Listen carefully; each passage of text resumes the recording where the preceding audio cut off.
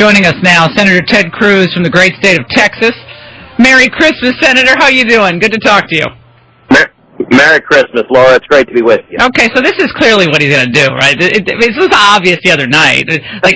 He sits down with Chuck Schumer and Dick Durbin, goes into a room, first-term senator, thinks he's going to get some neato deal that's going to be good for Chamber of Commerce, good for business, good for people, good for... And it turns out it's such a disaster, he has to disown his own bill, 864 pages of it. I bet if you quiz him on it, he won't know anything in the bill. But he comes out and he says, whoa, Senator Cruz, you're the one who wanted to legalize all these people. You offered an amendment, and you seem to struggle a little bit with that with Brett Baier the other night.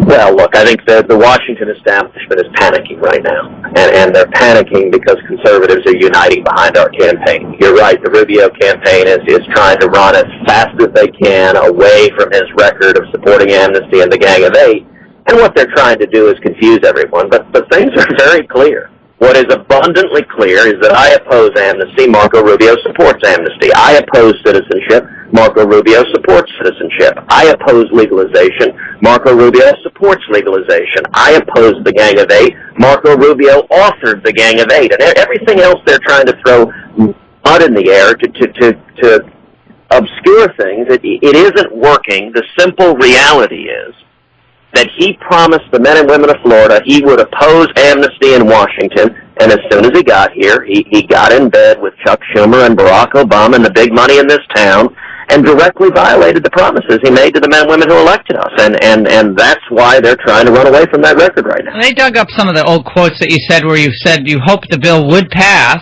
If your amendment was in it, it would be more likely to pass, indicating that you wanted Senate immigration reform to pass with your amendment, which would have prevented them from getting citizenship. But let's be very clear what I said. I said I believe we should have immigration reform. So do you. We've got to secure our borders. We've got to protect this country. We have right now a completely unsecured border. We're not solving the problem. I campaigned on securing the border, keeping this country safe. But you're glad this thing didn't pass. You're glad this thing didn't pass even with your amendment. Of course I am, Laura. I was leading the fight against. I remember. I was too. I remember too. So in the Rubio world, by the way, Laura Ingraham was also supporting amnesty because when you criticized one piece of it, apparently, Laura, you were agreeing with every other piece. I mean, it's the most idiotic proposition. Their entire baloney theory is based on an amendment I introduced that said those here illegally are permanently ineligible for citizenship. That's what the amendment said. It was a one-page amendment. It was a very short amendment.